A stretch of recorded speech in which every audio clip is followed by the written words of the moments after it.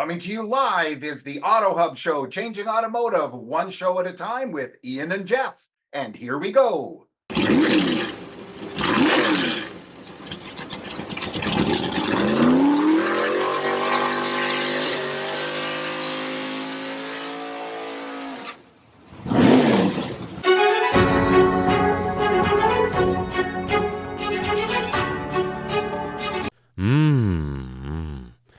Hola.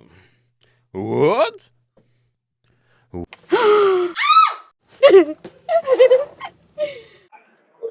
It's what? So this is Ian. And this is Jeff. Paul Sansone Jr.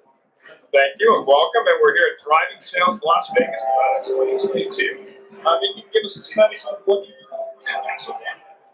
Well, obviously, everyone's talking about changes in the industry, how we should adapt to it, and what processes are out there to make it easier.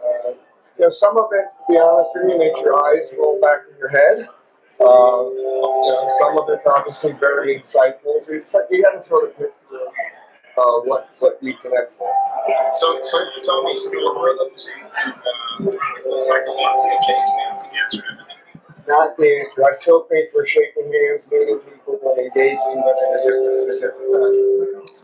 We'd be right with you there. I mean, we spend a lot of time, fortunately or unfortunately, talking to technology. Building a clear understanding of even though we're interested.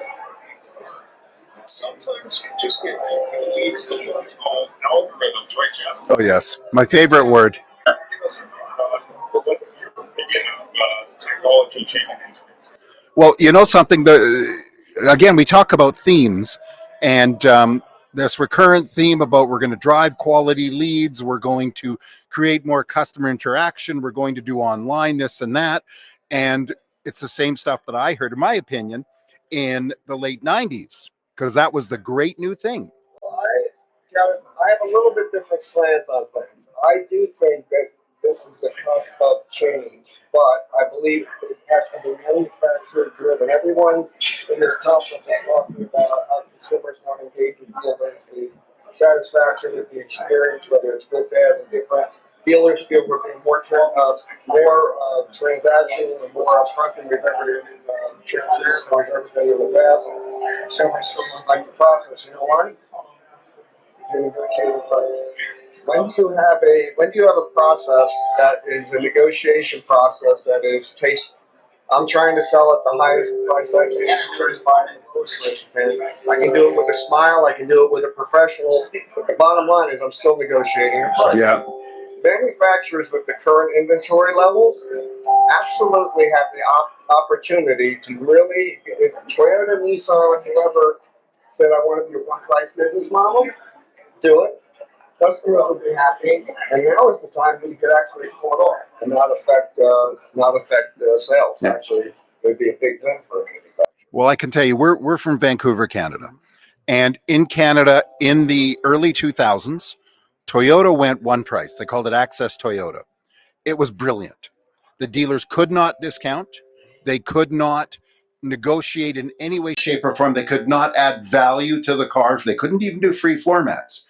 But then, of course, some dealers took them to court, and it got overthrown because of a free trade or something, free enterprise. Well, I think the big mistake, if a manufacturer was listening and says that's a good idea, what they're going to do is not give us enough margin to not want to undervalue your trade, not want to spend that 2 hours in the F&I office we need. So if you do it, you got to really do it, allowing the dealers to maintain a margin that you can truly say that's the price. If we're going to be transformative, that's where the transformation has to happen. Not for me telling me what vendors I need to use and what buying processes online I need to utilize.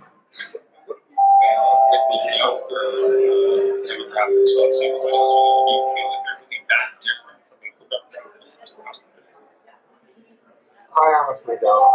I still think people are people. I think the transition for us as a dealership is I've always wanted to have my handshake be better than my competitors. And my sales is better than your sales. Now that has to happen virtually. So how do I make that virtual transaction or that virtual engagement as much of a human element as possible given you're in an in-person environment. So that's where some of these things, use of video, creative use of video, constant contact with a customer in a meaningful way. That's where I think you're still going to need a salesman in order to do that. You're just going to have to learn how to become more engaging. What's your number take something that really surprised you? I can't say that anything surprised me. I really don't. We're talking about the same stuff we've been talking about for years. I do believe the dealers are more transparent, honest, engaging than they've ever been in the past. We are in a very unique cycle. Under inventory markings that are excessive, based on inventories are justified. So we're in a very weird time in a good time for hardware. There's no doubt about it. But that's my caution: is when normalcy happens. Well, I was going to ask you, what do you think our biggest risk is right now? And I think you just answered it just with that comment. Unfortunately, everyone believes they're worth what they're earning today.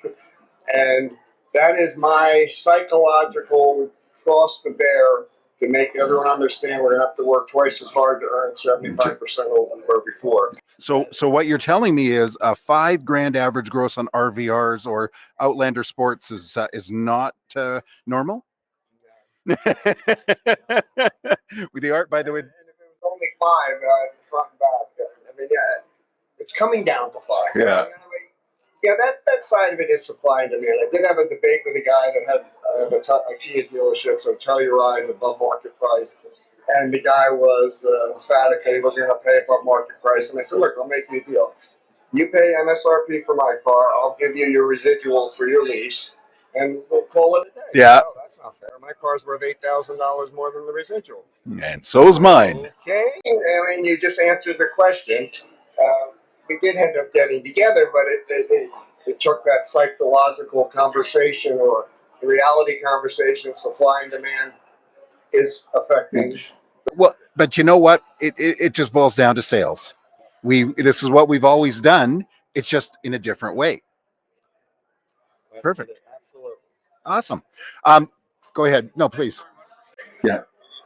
Well, I'm telling you, I'd love to tell you about my program. I'm actually distributing a dealer-owned lease here, pay here model that is scalable, very consumer-friendly to the subprime market. I would love you to share that. We would love it. And by the way, this has been Paul Sansone Jr. of Sansone Jr.'s 66 Automall in Neptune, New Jersey, which I have been told is on the Jersey Shore. I just love talking about that. And, by the way, what was Snooky? Snooky? Yeah. Snooky, they all come running. Exactly. Thank you so much. We appreciate you taking the time. But I'm actually talking about, I'm actually having a conference about it.